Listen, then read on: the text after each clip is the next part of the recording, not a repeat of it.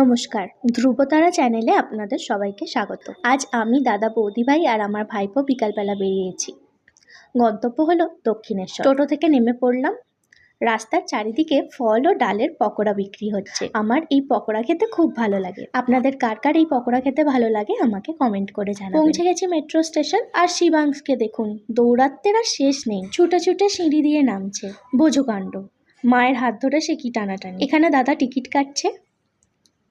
তাই ভাবলাম চুপচাপ দাঁড়িয়ে থেকে লাভ নেই, একটু ফটো সেশনই করা যাক। ট্রেন আসতে এখনো অনেক বাকি, কিন্তু তাতে কি হয়েছে, আমাদের মাতিয়ে রাখার জন্য গণ্যমান্য ব্যক্তিটি আমাদের সাথেই আছে। ওই যে গোটা প্ল্যাটফর্মে ছুটে বেড়াচ্ছে, বাঁধা গরু ছাড়া পেলে যা হয় আর কি।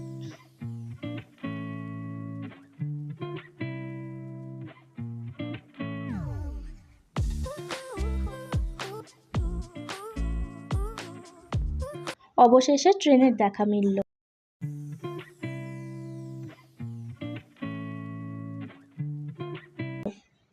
উঠে বসতে না বসতেই দেখুন ওর কাণ্ড, রড ধরে ঘুরছে।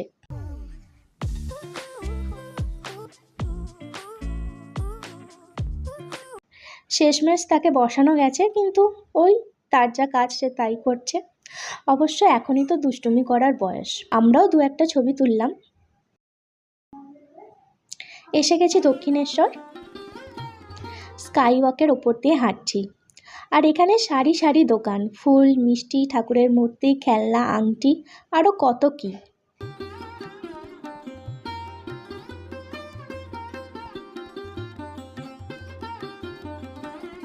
হাঁটতে হাঁটতে চোখে পড়ল পাশে রয়েছে ডাঁটা গাছ। ওই যে, বুঝতে পারছেন, অতটা জোরালো নয় আলোটা, তাই হয়তো স্পষ্টভাবে বোঝা যাচ্ছে না। তবে এখানে এসে যে ডাঁটা গাছের দেখা পাবো তা আমি সত্যিই ভাবিনি।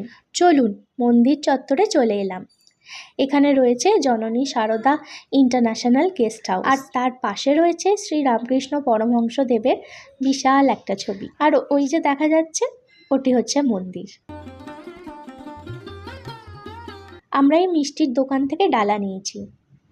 মন্দিরের ভেতর তো আর ছবি তুলতে পারবো না, তাই বাইরে থেকেই দেখাবো। এই যে বাইরের দিক থেকে দেখাচ্ছি মন্দিরটা। আমাদের পুজো দেওয়া হয়ে গেছে। লাইন অনেক পড়েছিল, কিন্তু আমরা পুজো দিতে পেরেছি। একদম সামনে থেকে মাকে দেখেছি, জানেন, অনুভূতিটাই আলাদা, অপূর্ব সুন্দর। এখানে আমি আর বৌদি ভাই দুজনে ছবি তুলছি। বৌদি ভাই বলছে ওই দিকটাতে আলো আছে, আর হ্যাঁ সত্যি, এই দিকটাতেই বেশি আলো। দেখুন না, দাদা আর আমার ভাইপোটা আগেই বেরিয়ে গেছে। ভাবলাম চারজনে মিলে মন্দিরের সামনে ছবি তুলব, কিন্তু সে আর হলো কই। বেরিয়ে পড়েছি মন্দির থেকে। সবারই খিদে পেয়েছে, তাই ভাবলাম এবার একটু পেট পুজোর পালা। মেনুতে আছে chilli chicken, mix fried rice আর বিরিয়ানি। পুজো দেওয়া হয়ে গেলে কিন্তু সবই খাওয়া যায়, তাতে কোনো দোষ হয় না। তাহলে চলুন, ভিডিওটি এখানেই এন্ড করছি। কেমন লাগলো ভিডিওটা তা অবশ্যই আমাকে কমেন্ট করে জানাবেন।